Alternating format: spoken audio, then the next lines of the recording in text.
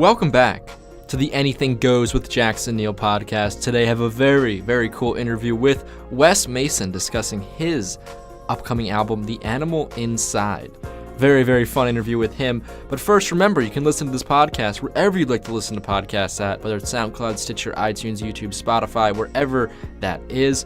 But a quick note, this is a video interview. I did this on a Skype call with Wes. So if you want to check out the video for this, make sure to go down in the link in the description, the first one, and go to the jacksonneillpodcasts.com. That's where the video for this is, so you can check out the video as well as the audio for this podcast.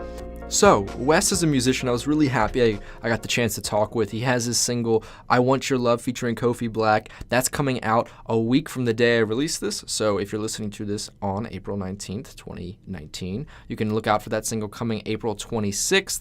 A week from today. But he also has his upcoming LP, his debut LP, The Animal Inside. It was fun talking to him about this upcoming single, I Want Your Love, as well as the full-on project, and just some other stuff he's worked on. He's had won a couple songwriting awards, things like that. So it was really fun to talk with Wes, and here's my conversation with him.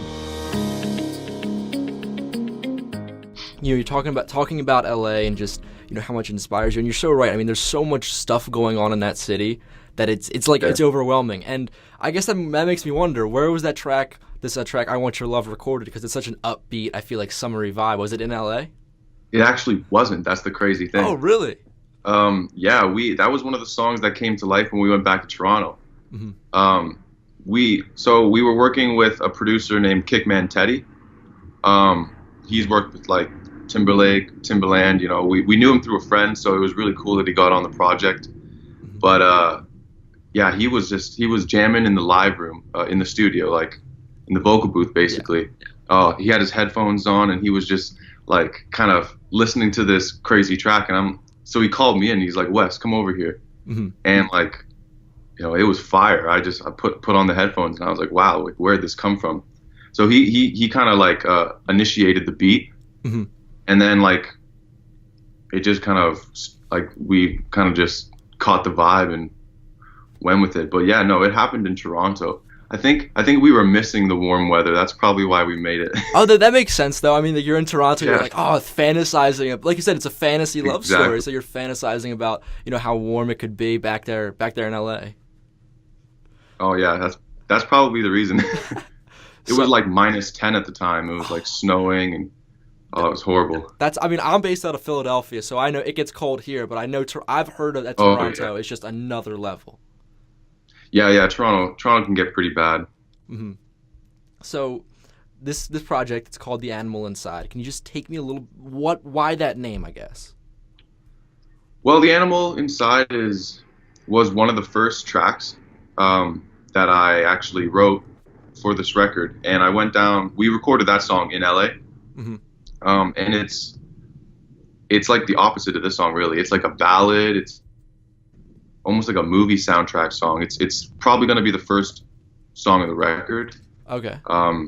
And it's about ambition. Gotcha. So The Animal Inside, I actually have this. This is a lion. Okay. Lion that I have. I got this in South Africa because my dad's actually was born there. Mm-hmm. So I go to South Africa. I've been there about 3 times. And the inspiration behind The Animal Inside was the lion, I guess, feeling like a lion trapped inside a cage. Recently, I mean, I've always kind of like been on the fence about whether I wanted to make music, you know, my life. Mm-hmm. Because it's such a hard industry and such a hard business to get into. So I guess The Animal Inside is kind of about me finding, you know, the drive and the ambition to go for it. Mm-hmm.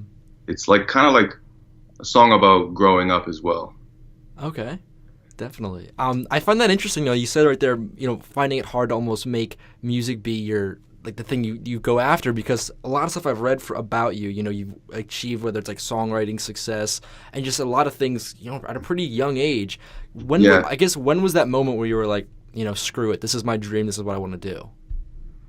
Well, I mean, I don't even know where that moment was, because I've always known that music was like my calling. Mm-hmm. But to be an artist is one thing, But to be like a songwriter and to be a producer, like they're all in my heart. Like I love all those things. So I guess only recently, like about 3 years ago, I decided to really kind of like take the artistry route and perform my own songs. So yeah, that's kind of just like, I mean, I never was back in the day, I never used to even like to sing. I was just making instrumentals and stuff. So Definitely. it gradually just became more clear to me that this is what I need to do. Exactly, and I think that that's such a cool story, like you said, with when you take that with the animal inside, that this is this person inside of you, and it's like, I mean, right, hearing that you were almost afraid to sing, that's so surprising to me, because when I hear you on a track, it's like, I would think, oh, this guy's been singing forever, like he's not scared of anything, he has a voice. Yeah, no, it wasn't always like that. So, on this project, I understand you've been working with a couple of different producers. What's it been like to work with these guys, and who are they? So I already mentioned Kickman Teddy, but Ben Pelsha and Earl Powell, we're like family now. It's crazy. Working with them is like working with, professionals. Like I'm just getting started, and I got musical ideas, but bringing them to those producers and seeing how those songs can come to life, it's insane. Like it really showed me that like a team is super important, and that you really need to like just open your mind to the possibilities of things. Because I know a lot of artists, they get very particular about how their songs are, and like oh, we can't change this, we can't change that. But if you get in the room with incredible producers, like you got to let them do their thing, because they know what they're doing. Exactly. I mean, that's so cool to hear that about, as a younger artist, an artist who's, right now making his first, his debut album, basically. It's like you having those guys in the production who are able to teach you some things. We're able to be like this, understand your musical ideas and be able to execute them correctly. Yeah. Yeah, no, it's incredible. I mean, we've got to know each other pretty well too. So we're almost like one person, if you know what I'm saying. It's like they know, like we get in the studio and it's like a workflow. Like there's nobody, like it's like you reach for the same button at the same time. Everyone's kind of working in unison. It's crazy. Mm-hmm. Yeah, that thing where you don't even need to say it. It's just this unspoken connection working together. That's exactly what it's like. Yeah. I mentioned this a little bit before, but I read you've won several different songwriting contests, placed high in them. I guess what was it like to place that well and to win some contests? Well, I mean, that was a huge deal. One of the biggest deals I think was winning the international songwriting competition for the screenshot category, which is like movie music, with my song "Worth It" from my last EP. That was an incredible feeling, because there's like, I don't know how many, like there's got to be like 20,000 people entering. It's an international competition, right? Like, the semifinalists, there's like 2,000 semifinalists or something like that. So it's, to actually win a category, it just shows that I guess I'm doing the right thing, Definitely. I mean, I know really hard.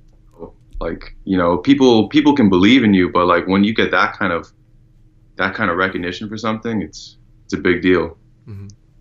I mean, yeah, I knew that was a big deal, but 20,000, 2,000 semifinalists, that's yeah, I think there's like 2,000 out of 20,000 or something like that. I remember reading that, but I could be wrong. but still, even the 20,000 number is still just mind-boggling to me that your song was able to be picked out of all that. Yeah, Vance Joy and Bastiel, I think both those guys got their start in the international songwriting competition. So it's crazy. It's a pretty big competition. Exactly. Those are some good names to be following, I guess, in the footsteps of. Yeah, they won like the big prize, but you'll get there. That's the you gotta gotta work your way up coming. To that. It's not just like that. You have to you have to work your way up. Exactly. Just staying consistent. Exactly. So. This year you have this upcoming release, I Want Your Love, with Kofi Black. You have your album, The Animal Inside.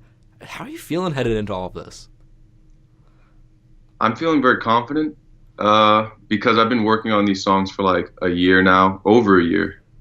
We started recording last January, so now that we're releasing the first single now, we've put a lot of thought into these songs. The album is awesome. I don't even know, like, it's hard to pick the next singles because I feel like there's so many great tracks. And I don't know, I'm just really excited because I came from a singer-songwriter background. Like my EP that's on Spotify, iTunes right now, a 5-song EP. It's basically like kind of roots music, like folky, Americana mixed with alternative pop kind of vibe. A little bit of R&B in there too. That's kind of where I came from. So now I'm kind of branching into more R&B pop as it's like it's a bit of a genre switch, but I'm really excited because for once I'm going to be performing without a guitar and getting to share some really awesome music that I've been wanting to release for a long time. That sounds perfect. Well, thank you so much for doing this. Yeah, thank you. Again, a big thank you to Wes for coming onto the podcast. Really enjoyed talking with him. Remember, go down into the links in the description. There you can find a link to his social media accounts, his website, stuff like that, places to listen to his music. And watch out for his single, I Want Your Love with Kofi Black, coming out a week from today on 4/26/2019. Also, his debut LP, The Animal Inside, that's coming soon. So a big, big thank you for Wes to coming on the podcast and talking about his great new music.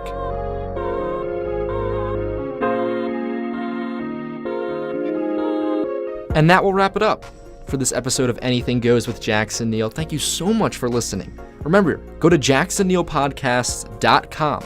That is where you can find all of my podcasts, Anything Goes, the sports, my music ones, all of that great stuff. So go to jacksonneillpodcasts.com. Also, if you really enjoyed this episode and you want some bonus content from this interview, Wes talking about his favorite movies, Netflix, stuff like that, go over to Patreon, link down in the description of this podcast.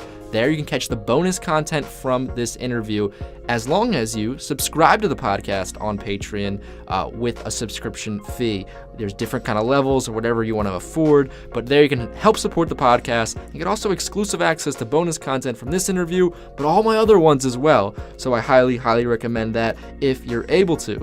Also, down in the description, the last links down there, I promise, a lot of stuff down there, but these are the last links, are links to my own social media accounts at JacksonNeill20 on Instagram and Twitter. Follow me on there if you find my content interesting. I try to keep it cool on social media, but I do my best. Thank you so much for listening. I'll see you all next time.